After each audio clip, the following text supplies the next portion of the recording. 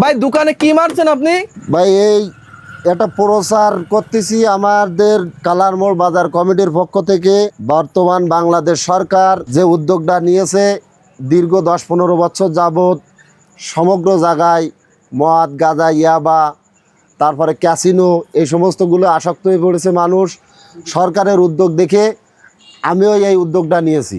আপনি এই উদ্যোগ নেওয়ার কারণ কি? আমি এই উদ্যোগ নেওয়ার কারণ, আমার এই মোড়টায় 70-75টি দোকান আছে এবং এই মোড়টায় একটা সংগঠন আছে, একটা কমিটি আছে। সেই কমিটির সভাপতি আমি। এলাকার জনগণের ভালোর জন্যই আমার বাজার কমিটির পক্ষ থেকে এই উদ্যোগ নিয়েছি। ভাই ওটাতে কি লেখা আছে যার জন্য আপনি দোকানে দোকানে গিয়ে প্রচার করছেন?